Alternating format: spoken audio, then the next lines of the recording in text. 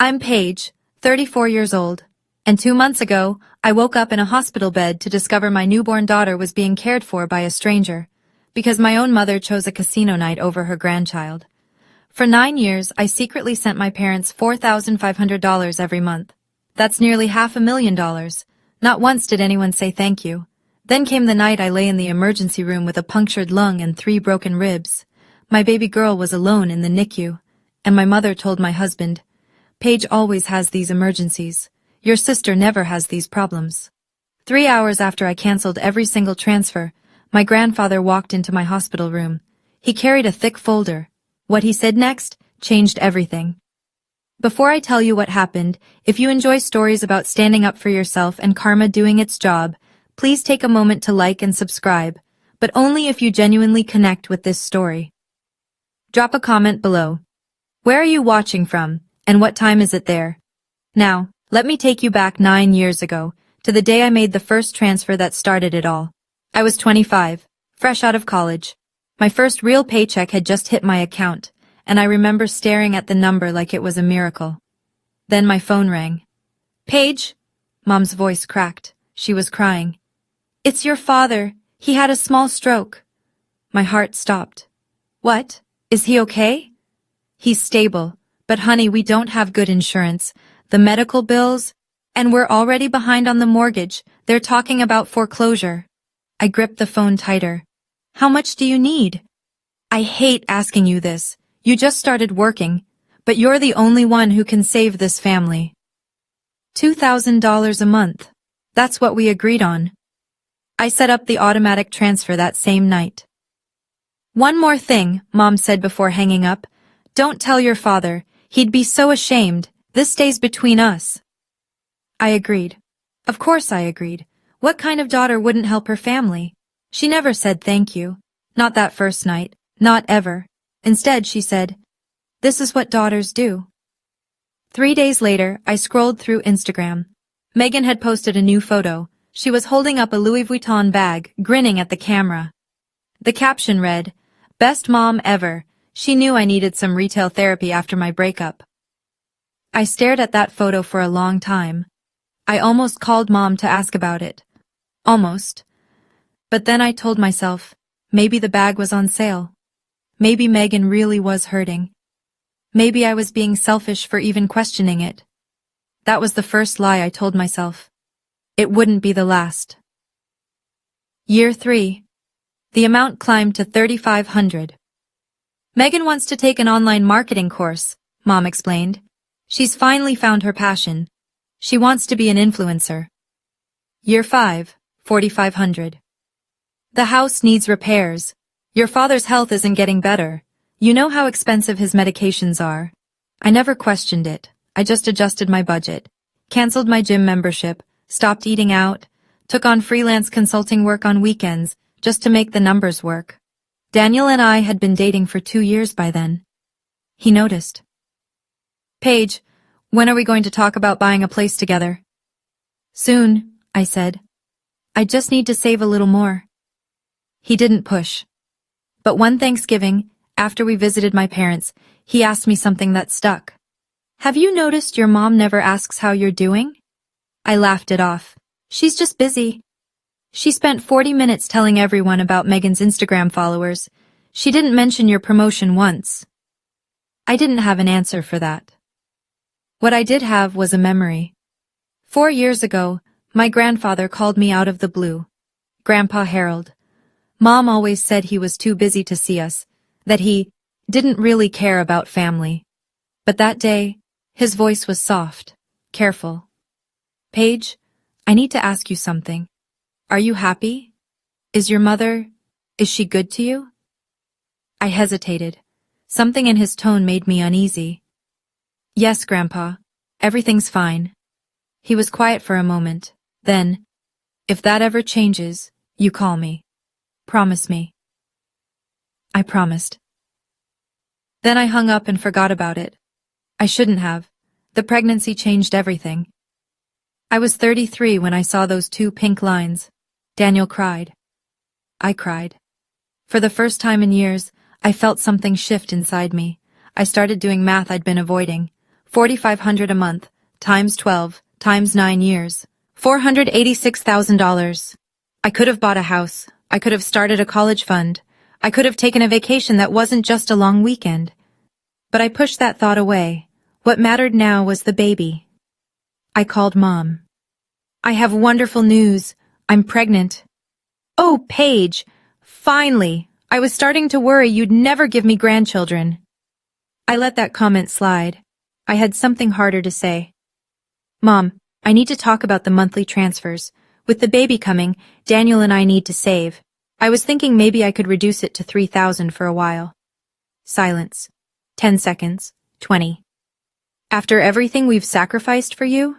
Mom, do you know what medications your father takes? Do you know what they cost? I just thought, you thought about yourself. That's what you thought about. I didn't reduce the amount. Before I hung up, I heard Dad's voice in the background, quiet, tired. Linda, maybe we should let her.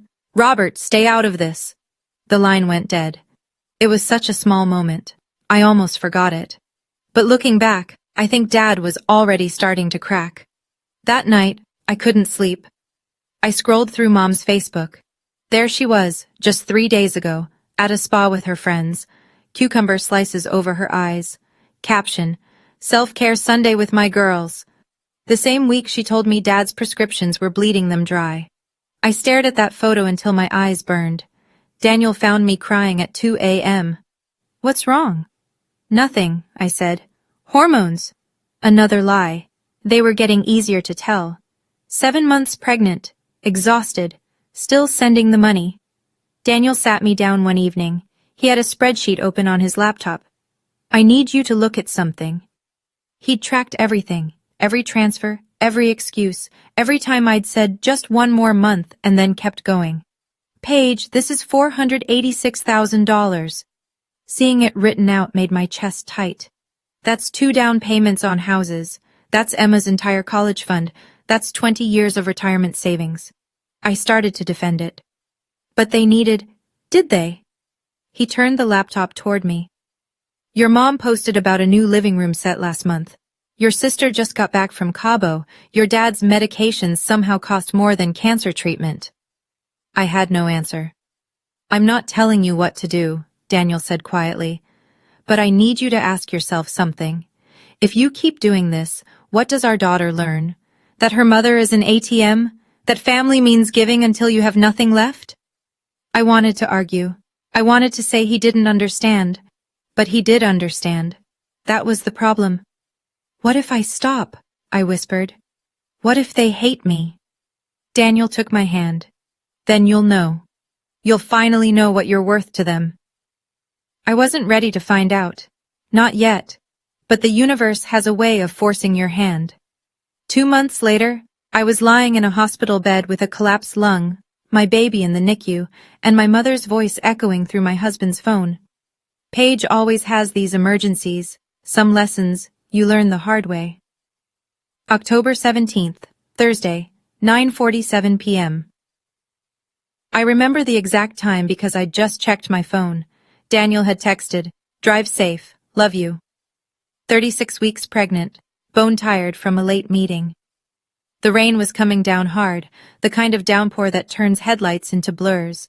I was 3 miles from home, the intersection at Maple and 5th. I had the green light. I remember that clearly. Green means go. Green means safe. The pickup truck ran the red.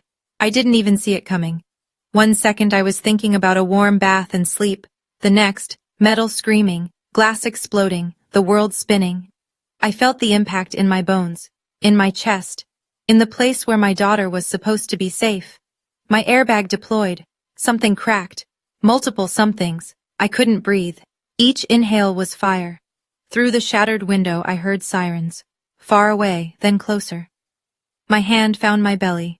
Still there, still round. But was she moving? I couldn't tell. Everything hurt too much. Ma'am? Ma'am, can you hear me? Flashlights. Voices. Someone cutting through my seatbelt. She's pregnant. We need to move now. I tried to speak. Tried to say, save her first. But no sound came out.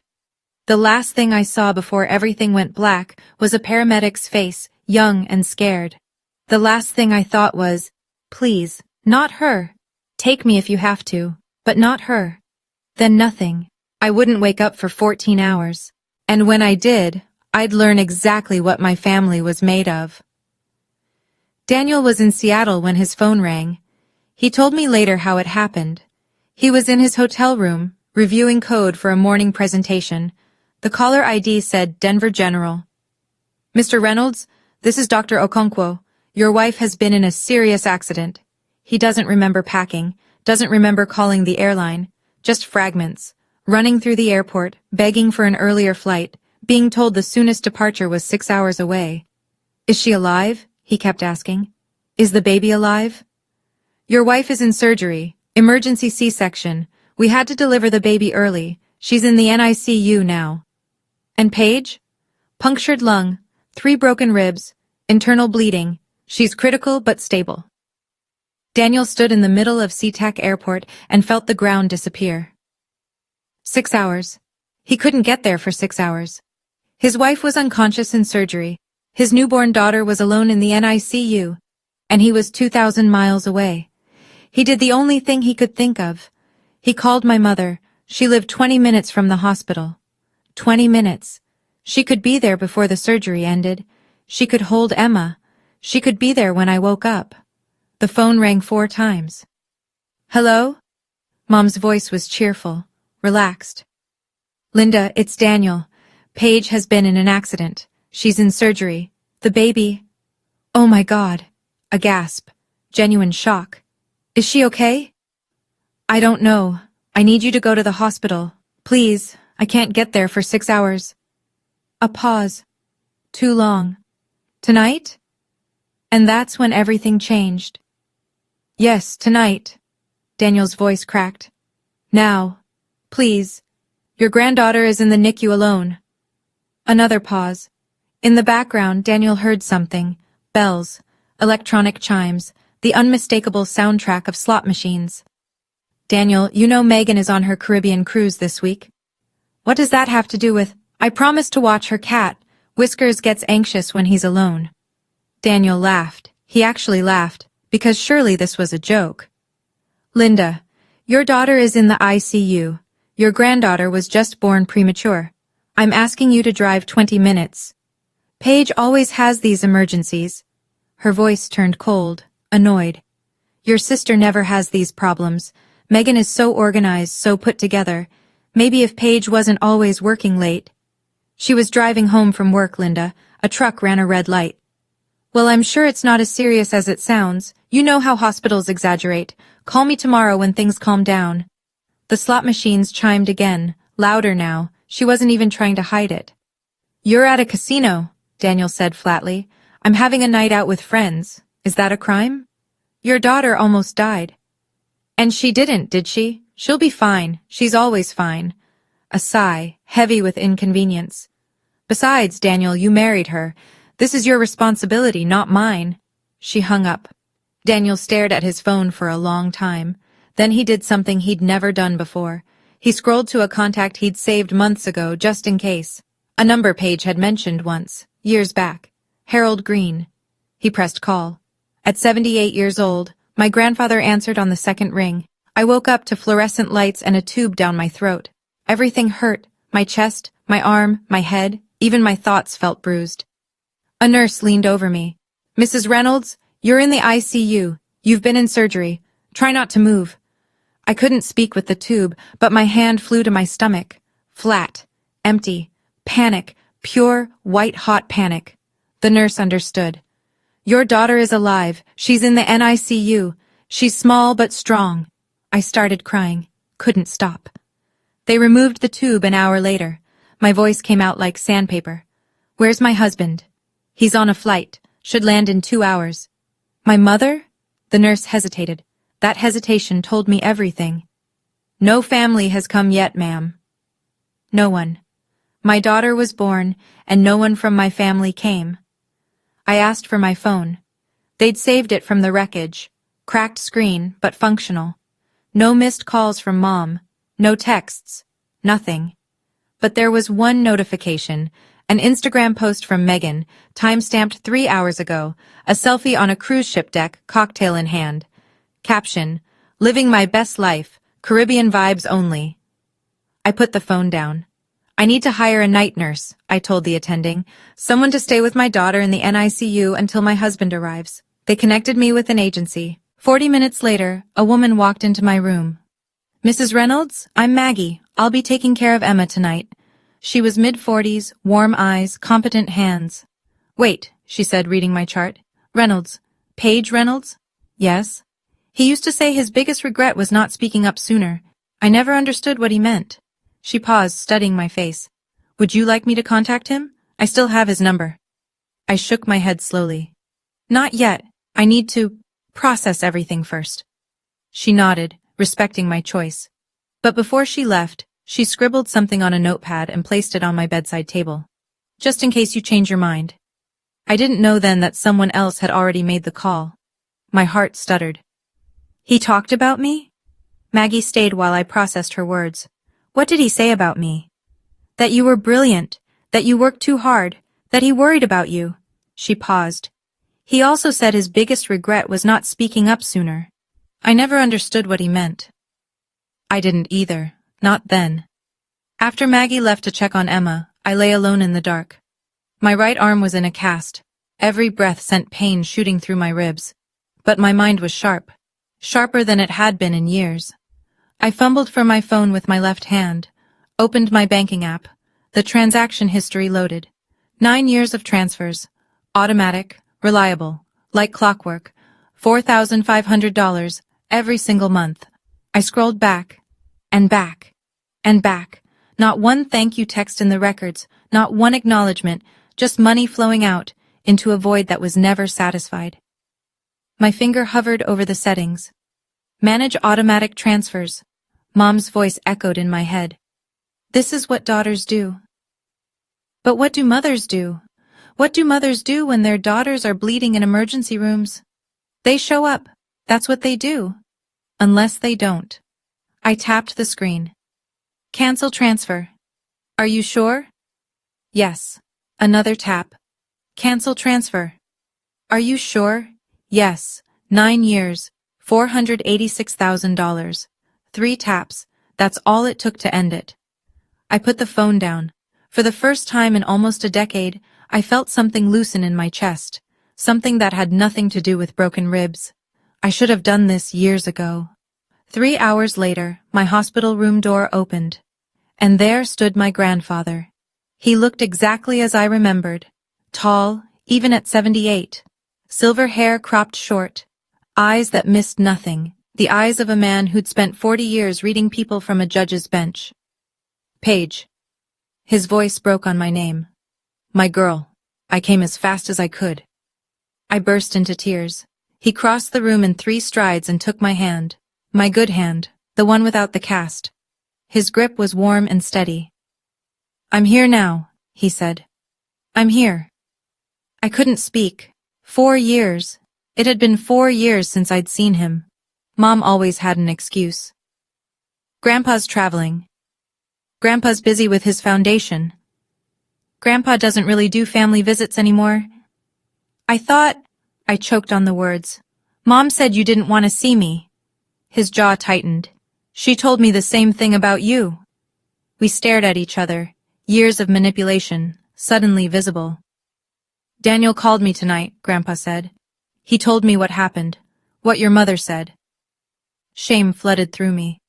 Grandpa, No, he squeezed my hand. You don't apologize. You have nothing to apologize for. He reached into his coat and pulled out a folder. Thick, manila, worn at the edges. Paige, I need to tell you something. I've known for a while now. About the money. My stomach dropped. What?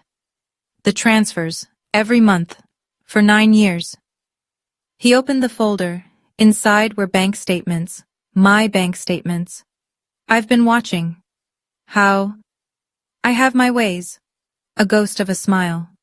Old habits from the bench. I knew something was wrong, so I looked. I stared at the papers, every transaction documented. Why didn't you say anything? He was quiet for a long moment. When he spoke, his voice carried decades of regret.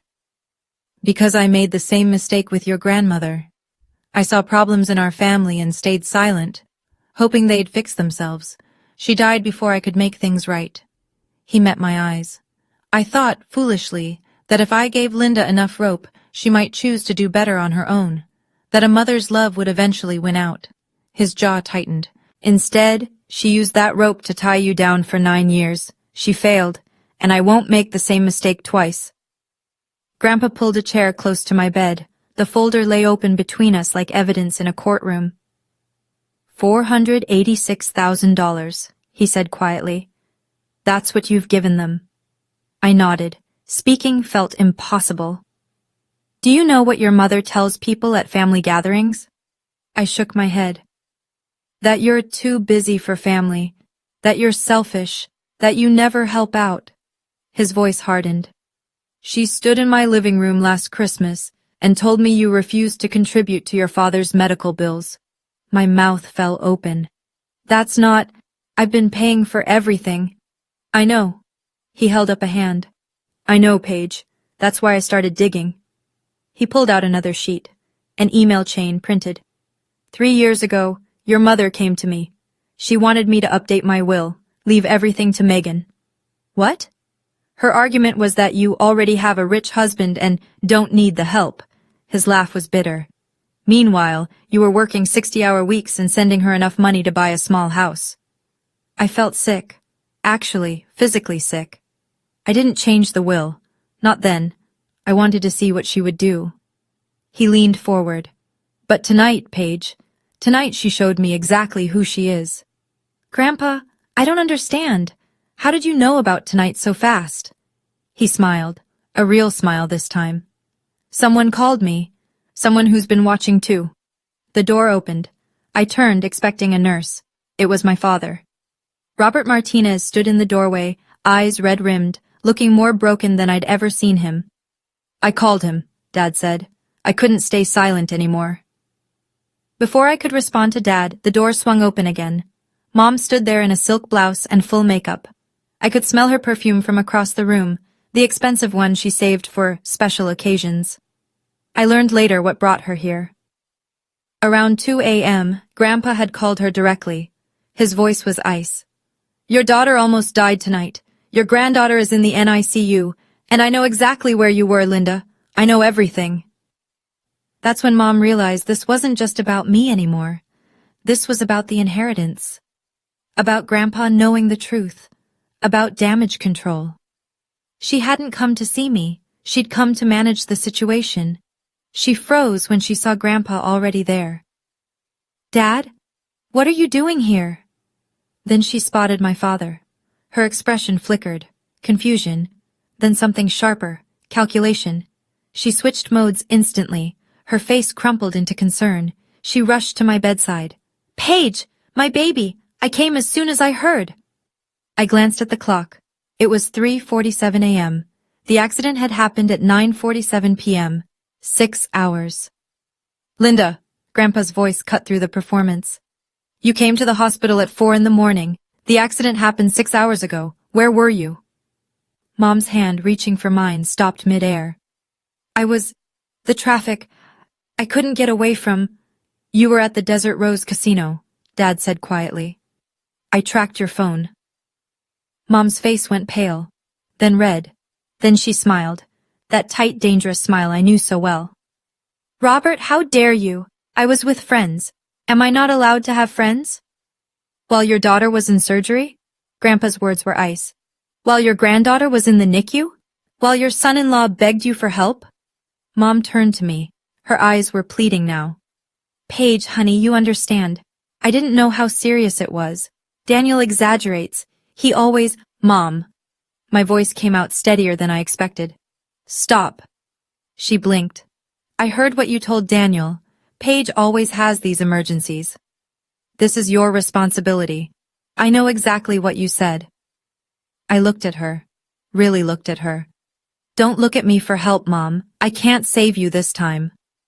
Okay, I need to pause here for a second. If you're watching this and you've ever had a family member who always had an excuse, who was never there when you needed them, but expected you to drop everything for them, I see you. I really do. Let me know in the comments. Have you ever had that moment where you finally stopped making excuses for someone you loved? And if you're new here and enjoying this story, hit that subscribe button. Now, back to that hospital room. The silence in that hospital room was suffocating. Mom stood frozen between me and Grandpa. Her eyes darted from face to face, searching for an ally. Finding none, Grandpa reached for the folder. "Linda, I want you to see something." He pulled out the stack of bank statements and held them up. "This is every transfer Paige has made to your account over the past 9 years. Every single one." Mom's face drained of color. $486,000. Grandpa's voice was steady. A judge delivering a verdict. "Your daughter sent you nearly $500,000. She delayed buying a house. She worked weekends until she was exhausted. She gave up her financial security for you." That's not," Mom stammered. "Don't!" Grandpa's voice sharpened. "Don't you dare lie to me." He pulled out another paper. "You told me Paige was selfish. You told me she never helped the family. You told the entire extended family that she was too busy for everyone." He set the paper down. "You lied. For years." Dad stood in the corner watching. He looked old, defeated. "And you, Robert." Grandpa turned to him. "You knew, didn't you?" Dad's voice was barely a whisper. "Yes. And you said nothing." "I was afraid." Dad's eyes met mine. "I'm sorry, Paige. I was a coward." Mom found her voice. "This is ridiculous. That money was... She offered... We needed..." "You needed?" Grandpa stepped closer. "You needed a spa day? You needed casino nights? You needed to buy Megan a Louis Vuitton bag while your other daughter skipped meals to make rent?" Mom's mouth opened. Closed. Opened again. For the first time in my life, she had nothing to say. Mom's shock turned to fury. She spun toward Dad. "You!" She jabbed a finger at him. "You called him? You told him about the money?" Dad flinched but didn't back down. "Someone had to. How could you betray me like this, after everything I've done for this family?" "What have you done, Linda?" Dad's voice cracked. "What exactly have you done? I held us together. I managed everything. You managed to spend our daughter's money while telling everyone she was the selfish one." Dad's hands were shaking. I watched. I stayed quiet. I told myself it wasn't that bad. But tonight, he turned to me. His eyes were wet. Tonight, Linda was at the blackjack table when Daniel called. I heard everything. She laughed about it afterward. She said Paige will figure it out. She always does. The room tilted. Even knowing what I knew, hearing it spoken aloud was different. Heavier. I couldn't... Dad's voice broke. "I couldn't let it go anymore. So I called your grandfather. I told him everything." Mom stared at her husband like she'd never seen him before. "You're choosing her over me?" "I'm choosing what's right." Dad wiped his eyes. "For the first time in 30 years, I'm choosing what's right." Grandpa placed a hand on Dad's shoulder, a silent acknowledgement. Then he turned back to Mom. "Linda, I'm meeting with my attorney tomorrow. I'm changing my will." The color drained from Mom's face. "Dad, you can't... Megan needs..." "Megan is 29 years old and has never held a job. That's not Megan's fault. That's yours." "But..." "We're done here, Linda." Grandpa's voice was final. "We're done." Mom's composure shattered. "Dad, please, you don't understand. Paige doesn't need the money. She has Daniel. She has her career. Megan has nothing." "Megan has nothing because you never let her have anything," Grandpa said. "You gave her money instead of responsibility, comfort instead of character. That's not love, Linda. That's sabotage." Mom turned to me, desperate now. "Paige, talk to him. Tell him we can work this out. We're family." I looked at her, really looked. This was the woman who taught me to ride a bike, who braided my hair before school, who told me I could be anything I wanted. This was also the woman who spent 9 years taking my money and telling everyone I was selfish, who chose a casino over her dying daughter, who made me feel guilty for existing. Both things were true, and that was the hardest part. "Mom," My voice was calm. I was surprised by how calm. I can't help you this time. But I've helped you for 9 years. I'm done. She started crying. Real tears or performance tears. I couldn't tell anymore. Maybe there was no difference. Grandpa touched my hand. Paige, I don't know if you want anything from me. After all this time. After how I failed you by not speaking up sooner. His voice wavered. But I want you to know. I see you. I've always seen you. I squeezed his hand. I don't need money, Grandpa. I know. I just needed someone to show up. He smiled, the first real smile I'd seen from him in years. You'll have both. I'll make sure of it. Mom watched us. Something shifted in her face. The tears stopped. And in that moment, I saw it. She wasn't sad. She was calculating her next move. 4 weeks passed. My ribs healed. My lung reinflated. Emma grew stronger every day, hitting milestones the doctors said might take months. Life found a new rhythm. Quiet mornings with coffee. Emma's small sounds filling the house. Daniel working from home so he could be close. And no money leaving my account. The first month without the transfer felt strange, like a phantom limb.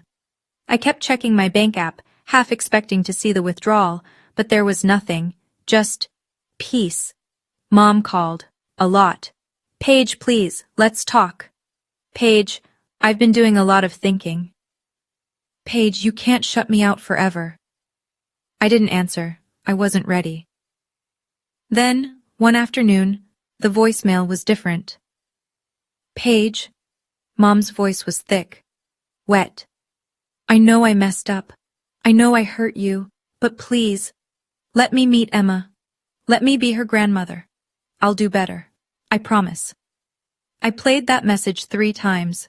Daniel watched me carefully. You're considering it. Am I stupid if I am? You're not stupid, you're hopeful. He kissed my forehead. That's different. I called her back. One chance, Mom. Emma's 1-month celebration. You can come, but this is it. If you mess this up, I won't, I swear. Thank you, Paige. Thank you. The party was set. 20 people, Grandpa, Dad, a few close friends, colleagues from work, and Mom. Daniel helped me prepare. Decorations, food, a small playlist. Are you sure about this? He asked the night before. I looked at Emma sleeping in her bassinet. No, but I need to know, once and for all. He nodded.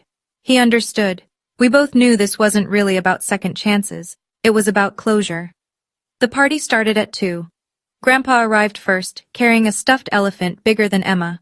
Dad came alone. He and Mom had driven separately, which I noticed but didn't mention. Friends filtered in, colleagues. The house filled with warm bodies and warmer wishes. Emma slept through most of it, blissfully unaware of her own celebration. Mom arrived at 2:45, 45 minutes late. She walked in with Megan. I hadn't invited Megan. Surprise! Mom beamed. Megan flew back early from her trip to meet her niece. Megan smiled her Instagram smile. Hey sis, congrats on the baby. I forced a smile back. Thanks for coming. Daniel's hand found mine, a warning, a support. Mom made the rounds, hugging people, exclaiming over decorations, playing the doting grandmother. To anyone watching, she was perfect. But I watched her eyes. She kept glancing at Grandpa, every few minutes, checking his location, tracking his movements.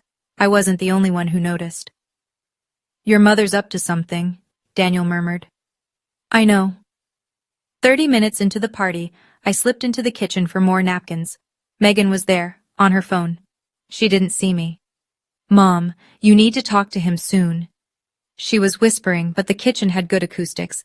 I can't keep living like this. I need that money. I froze. I know, honey.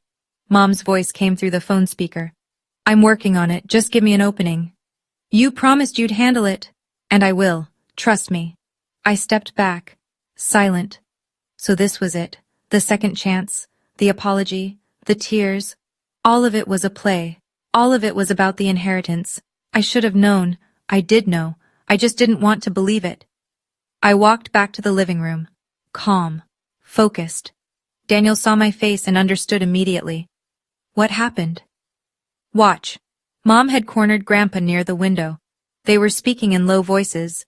She had her hand on his arm, the gentle pleading gesture she'd perfected over decades.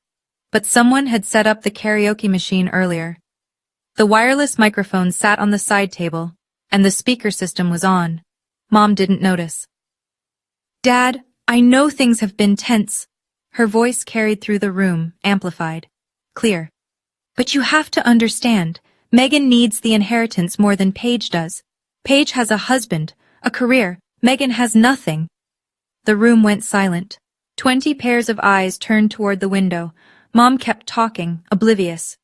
I'm not asking you to cut Paige out completely, just reconsider the split. It's only fair. Someone coughed. The sound cut through the air. Mom turned, saw the faces, saw the microphone on the table, its red light blinking. The color left her face. She looked around. That's not, you're taking this out of context. What context would make that better, Linda? My colleague Sarah stepped forward. Did I hear that right? You're lobbying for inheritance money at your granddaughter's party? You don't understand our family. I understand plenty. Sarah's voice was steel. Paige is one of the most generous people I know. And you're here playing politics with a baby in the next room? Mom's mouth opened and closed. No sound came out. Grandpa stepped away from her. His face was stone. Everyone in this room just heard what I've known for years. His voice carried, clear and final. My daughter sees her children as resources to exploit, not people to love. The room held its breath. I stood up. My legs were steady. My voice was clear. Mom! She turned to me. Tears were forming. Real or fake, I'd never know. Paige, please. This is a misunderstanding. I was just trying to... Stop. One word. Gentle but firm. She stopped. I walked to the center of the room. Everyone was watching. My friends, my colleagues, my family. I could feel their attention like a physical weight. I gave you one last chance today. My voice didn't waver. Not because I thought you'd changed, but because I needed to know for sure. Mom reached for me. Paige, for 9 years, I sent you $4,500 every month. You know what that adds up to? $486,000. $500,000. Gasps. Someone whispered, oh my God.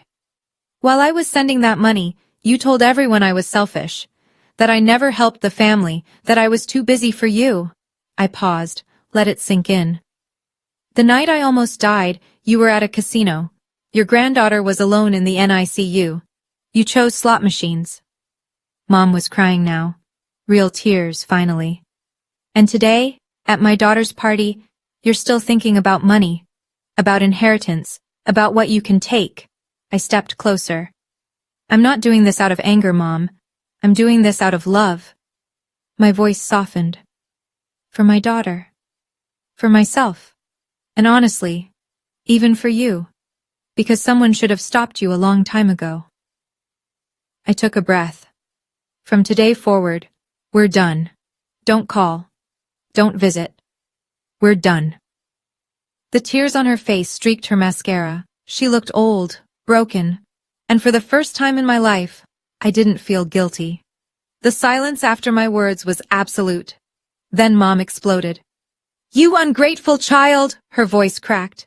After everything I sacrificed for you, I raised you, I fed you, I gave you everything. You took everything, Mom. There's a difference. Megan stepped forward. Everyone's overreacting. You don't know the whole story. Mom was just trying to... Save it, Megan. Sarah folded her arms. We all just heard her ask her dying father to cut Paige out of the will, at a baby's party. What part of that story am I missing? Megan's mouth snapped shut. A man near the door, James, one of Daniel's colleagues, spoke up. Wait, so she sent them $500,000 and they called her selfish? Am I understanding this right? That's what I heard, someone else murmured. The whispers spread, people looking at Mom with new eyes, judgment settling over the room like a verdict. Dad stepped forward. His hands were shaking, but his voice was firm. Linda, we need to go. Robert, we can't just... Yes, we can. He put a hand on her arm. We've done enough damage here. For a moment I thought Mom would fight, scream, make a scene. Instead, something in her collapsed. The performance was over. No one was buying it anymore. She turned without another word and walked toward the door. Megan followed, shooting me a look of pure venom. Just before she left, Mom paused. "You'll regret this, Paige. Someday you'll need me." I met her eyes. "No, Mom. I spent 9 years thinking I needed you. Turns out I was wrong." The door closed behind them. The room exhaled, and I felt something I hadn't felt in years. Freedom. "Okay, I have to ask you something. If you were me, would you have given Mom that final chance? Or would you have cut ties right there in the hospital?" There's no right answer. I'm genuinely curious. Drop your thoughts in the comments. And if you haven't already, hit that like button. It really helps this story reach more people who need to hear it. Now, let me tell you what happened after they left. 2 weeks after the party, Grandpa called me. It's done. He'd met with his attorney. The new will was signed, witnessed, and filed. The breakdown was simple. 70% to me, held in trust for Emma. 20% to Dad, because he'd finally found his voice. 10% to Mom and Megan, with one condition. Mom had to complete 6 months of therapy with a licensed counselor before receiving a single cent. "I don't expect her to do it," Grandpa said. "But the door is open. That's the best I can offer." I didn't argue. It was more than fair. The ripple effects came quickly. Without my monthly transfers, Mom and Dad's finances tightened immediately. The spa trips stopped. The casino nights ended. Mom had to sell the new living room set she'd bragged about. Megan's influencer career collapsed without funding. She posted a tearful video about family betrayal that got exactly 47 views. A week later, she got a job at a department store. Her first real job at 29 years old. Dad called me once, alone. "I know I don't deserve forgiveness." "You're right. You don't." Silence. "But thank you," I continued, "for finally speaking up. It was too late. But it wasn't nothing." He cried. I let him. The extended family heard everything, of course. News like that travels fast. Aunts and uncles who'd believed Mom's stories for years reached out with apologies. Some I accepted, some I didn't. And my bank account? For the first time in nearly a decade, I watched it grow, $54,000 a year. Back in my pocket, back where it belonged. Mom didn't lose her inheritance because of what I said. She lost it because of what she did. There's a difference. 3 months later. Emma is sleeping in her crib. Grandpa is in the rocking chair beside her, reading a novel with his glasses perched on his nose. Daniel is in the kitchen making coffee. This is my life now. Grandpa comes over every Sunday. He's teaching Emma to recognize his voice, even though she's too young to understand. He sings her old folk songs from his childhood. He tells her stories about her great-grandmother, the woman who saw through Mom's manipulation 50 years ago. "She would have loved you," he tells Emma. "She would have spoiled you rotten." I watch them together and feel something heal. The money from the canceled transfers has already made a difference. We paid off the mortgage early, started a college fund for Emma. Took a vacation, our first real vacation in years, to a cabin in the mountains where the only sound was wind through pine trees. Dad calls sometimes. We talk, carefully. He's still with Mom, but something has shifted.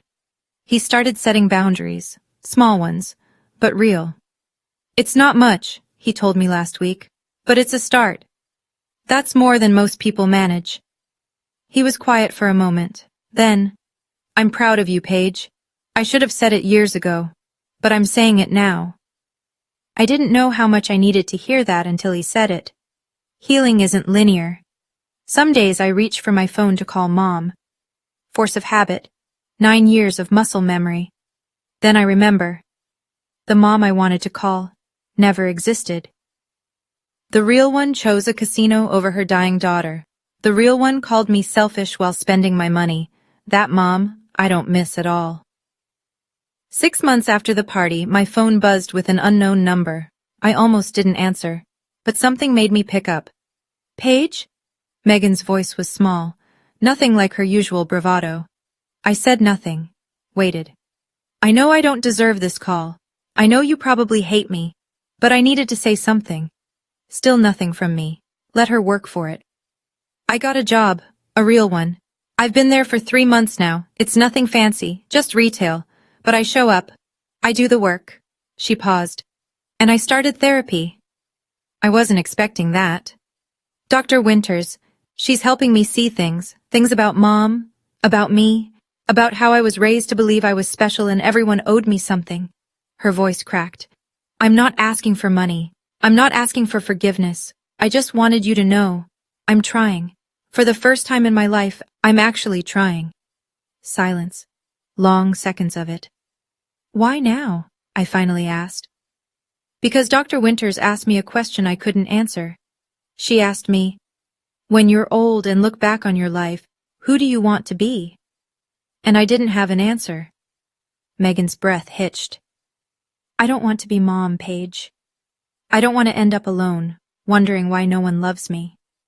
I let her words sit. This could be manipulation, another play, another con. But something in her voice felt different. Broken in a way that can't be faked. I'm not ready to let you back in, I said finally. I know. But I heard you, and I appreciate you saying it. A week later, I sent her a text. 2 words. Good luck. It wasn't forgiveness. But it wasn't a closed door either. 1 year later. Mom never called again. I heard through Dad that she's living with an old friend now. The house was sold. Turns out there were more debts than anyone knew. No more casino nights. No more spa days. No more elaborate performances of motherhood. I don't feel happy about it. But I don't feel sad either. I feel free. Megan and I aren't close. We may never be. But she's still in therapy. Still working. She sent Emma a birthday card. Handmade, not bought. A small thing, but a real one. Dad comes to dinner once a month. He and Daniel talk about football. He holds Emma with a tenderness I never saw when I was young. Maybe he's making up for lost time. Maybe he's just tired of being the man he was. Either way, I let him try. And Grandpa? Grandpa is here every Sunday. He's teaching Emma to play chess, even though she still tries to eat the pieces.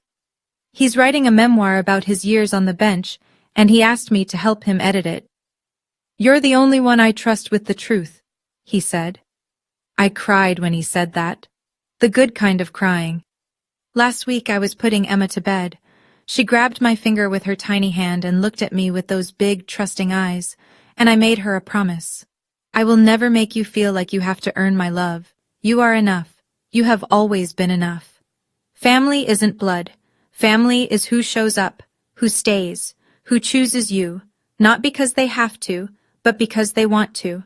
I finally found mine, and it was worth everything I lost to get here. Before I go, I want to share a few things I learned through all of this, not as advice because I don't know your situation, just things that helped me. First, guilt is not the same as love. For years I confused them.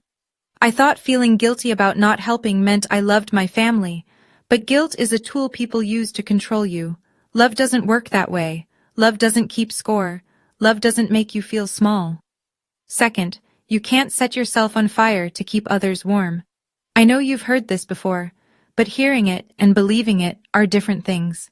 It took me almost dying to finally believe it. I hope you don't wait that long.